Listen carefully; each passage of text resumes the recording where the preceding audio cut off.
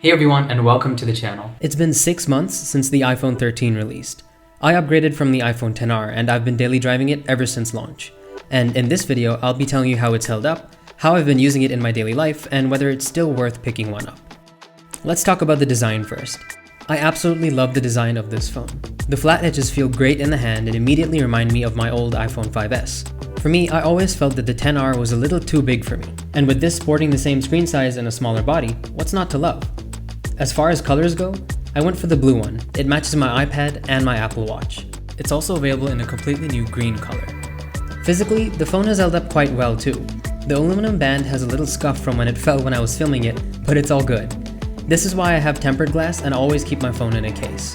And for that, I've chosen to go for the blue Apple silicone case. It's nice and grippy, and with the soft interior, I know that my phone is safe. I found the iPhone 13 to be much more usable with just one hand. I don't like huge phones, so for me, this is the perfect size. Now, let's talk about the display. I absolutely love this display. Apple's OLED panel is far more superior than their LCD panels and is a huge upgrade. The viewing angles and the color production is great, and if you're coming from an iPhone 11 or older, the increased resolution and brightness make for an excellent panel. It's got a 60Hz refresh rate, but that's not something I really care about. My iPad Air and my MacBook Pro all have 60Hz displays, so it makes no difference to me. What has made a huge difference to me though, is native HDR support. I've been enjoying HDR a bunch. Movies and TV shows all just look so much better that I've been watching a lot on just my iPhone. The high dynamic range of the image and the better colors make all the difference to me. Whatever it may be, scrolling through social media, editing photos, or watching movies and reading, it's a joy. To sum it up, the OLED is brilliant. Since audio complements visuals, I'll quickly touch up on the speakers. They sound loud and clear, and with Dolby Atmos support for music and movies, it doesn't get any better than this. You can hear clear and detailed sound coming from all around you. It's not a video about an iPhone if we don't speak about the notch now, is it? It's smaller than previous year's notches, and if you didn't mind that one, you probably won't mind this one either. After a while, you don't even notice it. It just fades away. FaceID still works great. It also works at wider ranges than my XR, so it's definitely a great thing, and I haven't found myself missing Touch ID ever. After the latest iOS update, FaceID now supports unlocking with masks without an Apple Watch.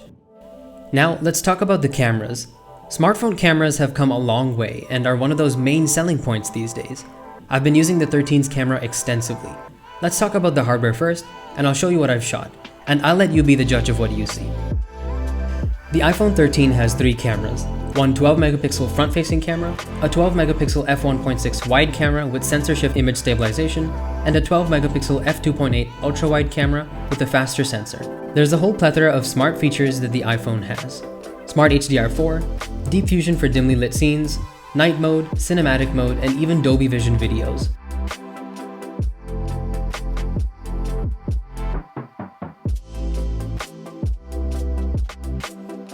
There's even photographic styles. Now, I'll admit I haven't been able to use these as much as I wish. It's a great feature, but I'd forgotten that it exists and I hadn't used it much, but in anticipation of this review, I started using it again and it's a great feature. Being able to choose how the iPhone processes your image is great. Here's some comparison shots between the different photographic styles. With a screen this good, I usually do edits to photos shot on my iPhone on the iPhone itself. Here's video. I've been using the iPhone 13 to shoot some of my YouTube videos too. The stabilization is superb, and to me, Apple is unparalleled in the smartphone video space. If you want to see more, check out my Goa cinematic, which I shot completely on the iPhone 13. I know we're acting stupid, being dumb. Maybe just a little bit foolish, but I feel so young. Cinematic mode is great. If you learn how to work with it and around its weaknesses and play with its strengths, it looks great. I find myself turning down the blur quite a bit, and that helps with the image considerably. I do wish though that it was available in 4K 24fps or at least 1080p at 24fps. Also, it seems like photos are also shot in HDR, and they look stunning on the iPhone 13's display. You can tell that when you scroll through images, when the final image loads, that it's in HDR. The camera has been so great, I've stopped taking my camera around with me. Bigger file sizes, needing to edit photos to get them to look at their best isn't a bad thing at all, but I prefer the ease of use and the smarts of the iPhone. Performance has been great on the iPhone 13. Sporting the A15 Bionic, this chip is light years ahead of the competition. I won't be showing any benchmarks, but just know that this chip is fast and has enough headroom to provide you with years of software support. Apps open fast, Games play great, editing photos and videos is a breeze, and overall the A15 makes using the phone a smooth experience. As far as storage goes, I have the 128GB storage option, and with all the photos and videos I shoot, this is enough for me. I also don't have that many apps or games on my phone. Now let's speak about battery life.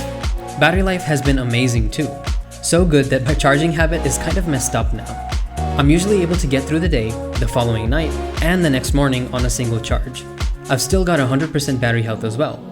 But I haven't been able to try out MagSafe charging or any other MagSafe accessories other than the case. But as far as I've seen, the MagSafe ecosystem is thriving with amazing third-party accessories, especially by companies like Moment. The iPhone 13 is also IP68 water resistant, meaning you can take this close to water, and I've been having a whole lot of fun with it. One thing I wish the iPhone had though was a USB-C port. Being able to transfer footage or a bunch of photos quickly isn't possible with Lightning, so I end up having to use AirDrop instead. And while I don't mind the display being 60Hz, it would have been really nice to have a 120Hz panel. Hopefully this year's iPhone 14 picks this up. So far, this iPhone has been everything I've wanted and more. At its price point, if you're looking for a great, reliable phone that'll last you a good couple of years, you can't go wrong with the iPhone 13. That brings us to the end of this video. I want to thank you so much for watching. Hit that like button, subscribe, and hit that bell icon so you don't miss any future videos. Once again, thank you so much for watching, and I'll see you in the next one.